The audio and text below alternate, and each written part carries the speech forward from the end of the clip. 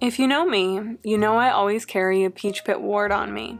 A lot of witches have their thing, symbolism, or a physical object that they really resonate with and holds deep significance within their practice.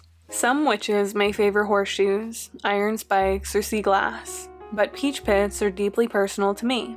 A huge part of deepening your practice is finding your things, the niche and maybe even peculiar items that hold true to you.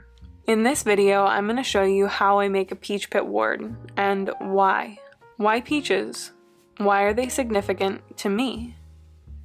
Welcome back to my YouTube channel if you're new around here. My name is Hannah Hawthorne and I'm Simply Witched. This is going to be a short and direct video. There's not too much to say about this topic, but I think it's a really great window into my practice. And I think it holds an important conversation about personal correspondences and building a practice that is unique to you. In nearly every witchcraft book, you will find a hefty list of correspondences. They usually list like 5 to 10 associations for every flora. For example, lemon is good for cleansing, happiness, rejuvenation, clarity, friendship, and youth. You will even find that in my book, The Magic of Birthdays. But you will also find a quote that reads, "Correspondences are based in history, folklore, mythology, and medicine, but they are ultimately highly personal to the individual. There is no point in choosing the right color, herb, crystal, or moon phase in a spell when you do not understand the significance of why you are using them. If I have written a spell that does not resonate with you or a correspondence that you disagree with, change it."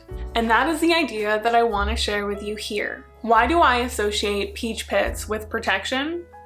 Because they have cyanide in them. The seeds of stone fruits, including cherries, plums, peaches, nectarines, and mangoes, all naturally contain cyanide compounds, which are harmful if ingested. This is a defense mechanism they have in place so they aren't eaten by animals and they can continue their species. They are physically defensive, which is why I use them for wards, a magical defense. A lot of my personal correspondences come from what plants do in the wild, specifically how they interact with their ecosystem.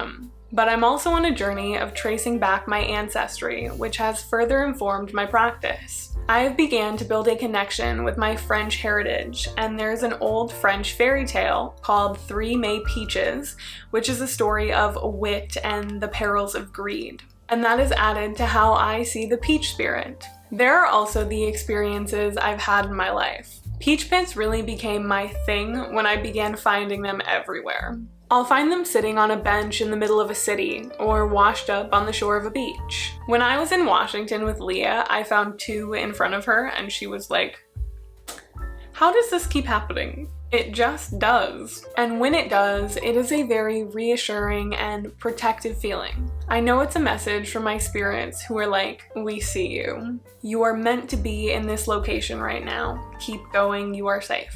And depending on who you are and the experiences that you've had, you will have different associations for peaches. Think about the history, folklore, mythology, and medicine that is significant to you. Maybe you live somewhere peaches do not grow. They're a delicacy and have to be imported in.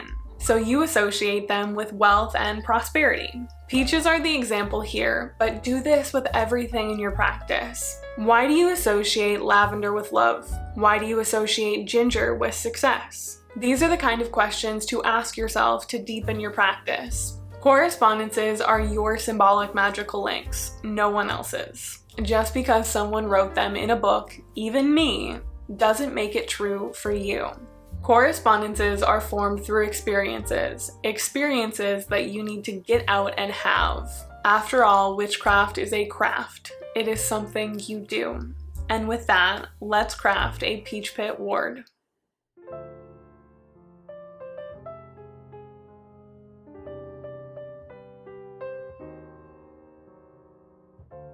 You can use any kind of peach for this.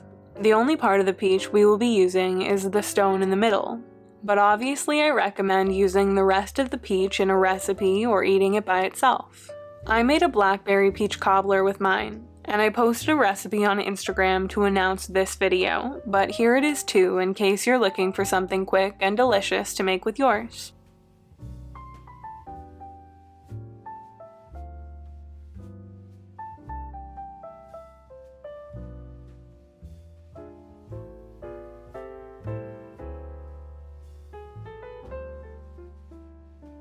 I always physically wash my produce and then sound cleanse it, rather than using incense or burning an herb bundle.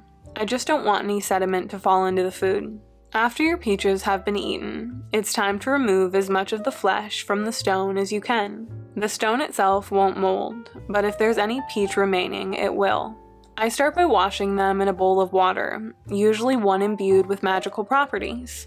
This one specifically is sun water, great for adding another layer of fiery protection. A visitor. This part isn't mandatory, but if you can get your cat to gaze into the water, it will certainly add something to your working. Once you get your stones as clean as possible, remove them from the bowl and bake them in the oven at 350 degrees Fahrenheit for about 10 minutes. Now it's time for art magic. We are going to paint, seal, and bind these by ribbon. I'm going to paint mine with a mixture of red and black, the two colors that best represent protection to me. But as I said at the beginning, ask yourself, what are those colors for you? Maybe your peach pit wards will be green, the color of the mighty oak tree. Completely saturate your stones with color and let them dry. Afterwards, wash them in something like Mod Podge, which is a sealant. This is a product I swear by and use almost weekly as a crafty witch. Once your stones are painted and sealed, complete your ward with a ribbon. I chose red to further echo the theme of protection, but again, pick a hue that aligns with you. Your wards can be kept on your person, in your space, or in your vehicle to add another layer of protection. I hope these are as helpful to you as they've been to me, and I hope this conversation got you thinking about personal correspondences. This is a topic I get asked a lot about, and it's something that puzzled me a lot at the beginning of my practice. Until I realized it was my practice, and so it had to be my correspondences.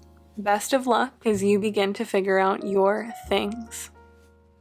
That is all I have for you today. Thank you so much for watching. I hope that you have enjoyed this video. If you have, please like, subscribe, and turn on the bell notification. To keep up with me, there is a link down below to all of my other platforms, as well as to join my Discord, buy my book, or book an astrology reading with me. So until next time, have a magical rest of your day. Blessed be, and goodbye, everyone.